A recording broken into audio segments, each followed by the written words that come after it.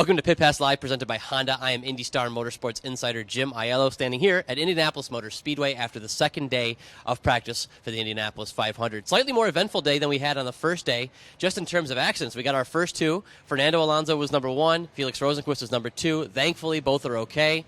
Unfortunately, you can't say the same about Fernando Alonso's car. The car was pretty badly damaged as he slid in turn 3, hit the wall, bounced back down and ricocheted into the inside wall and then back up in the outside wall, and it just really kind of hit all four corners of that car.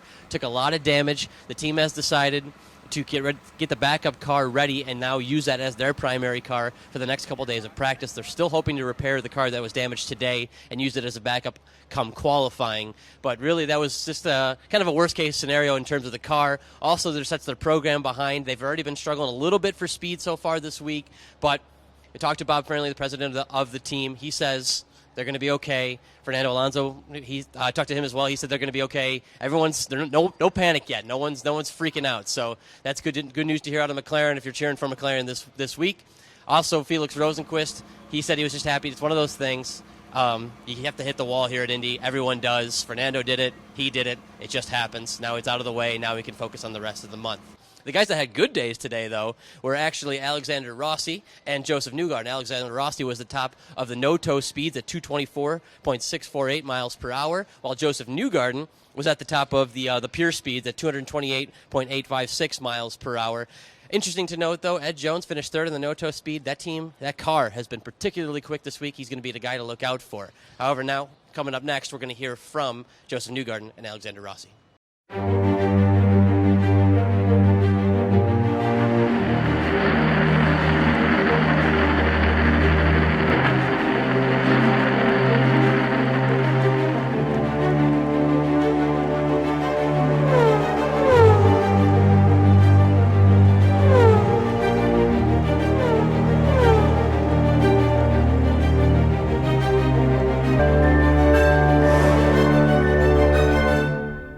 Yeah, it was an okay day. I mean, pretty clean for us at least. You saw it's not easy. There's a couple of wrecks today. I think that shows you that it's not super straightforward to try and get around here even on a practice day.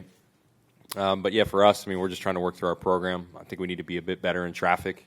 Still trying to figure out exactly what we need on a race car. That was kind of our focus today. We didn't really do much qualifying sims or anything like that. So, yeah, we're trucking forward. I think the shell car feels okay. It's not a bad start. I'm trying to stay careful with it. I always try and respect this place at the beginning.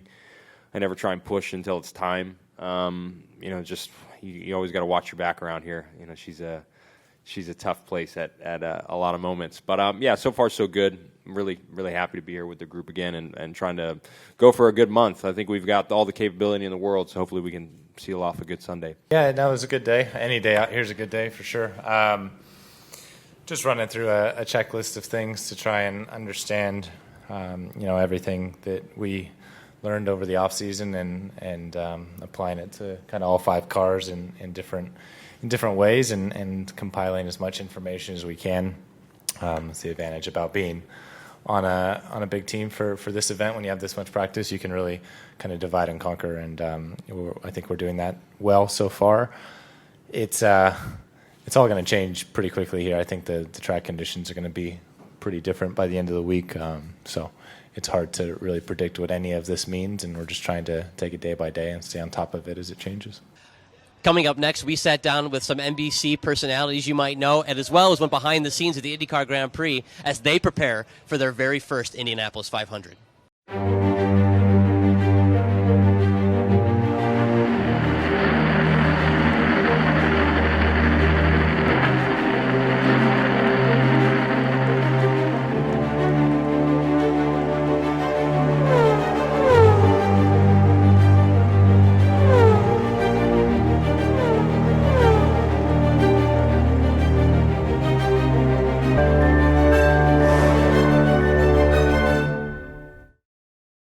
Well, the producer in sports is pretty intricate. The best way I like to describe it, and everybody knows this analogy that I use, is the producer is the coach, the director is the quarterback, but the producer has to call the plays. There's so much going on a motorsports event or golf or track and field where there's a lot of things going on. The director just has to keep up with the puck, if you will, or the leader, or whatever the storyline might be. But the producer's job is really to be making the television. He has to be, as soon as he's got the director where he wants him, he's got to be thinking 3 more moves ahead. And on top of that, you're talking to the announcers, you're proofing graphics, the associate director's trying to get you to get your commercials in. By and large, though, if you don't get the commercials in, you're not going to keep your job as a producer. That's kind of job number 1.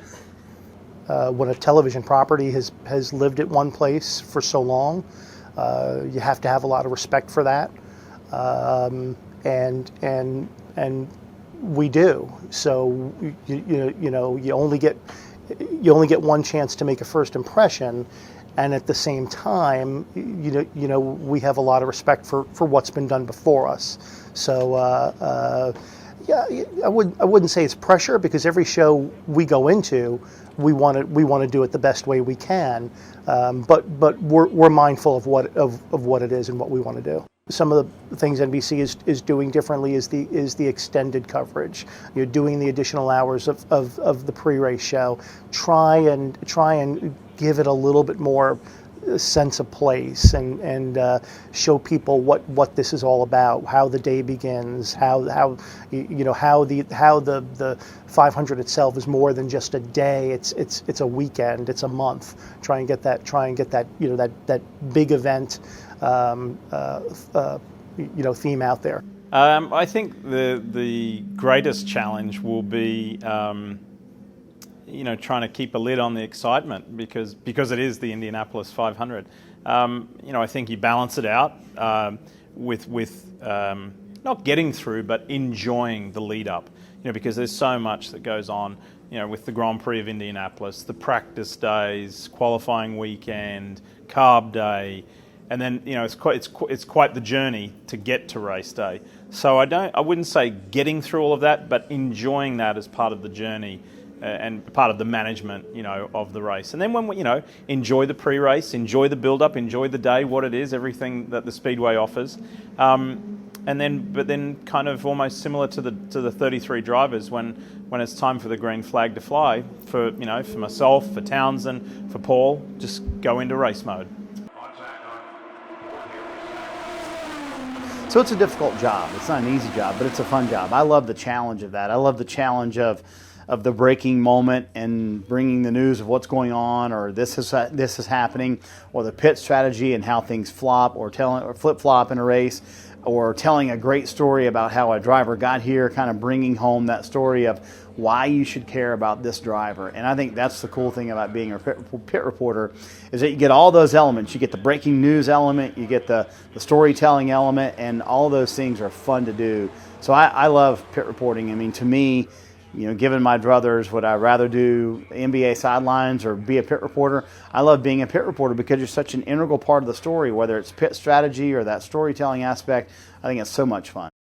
That's a wrap for us at Pit Pass Live, presented by Honda. Join us again after Fast Friday, where we'll have a pretty good idea of who's going to be on the bubble going into qualifying.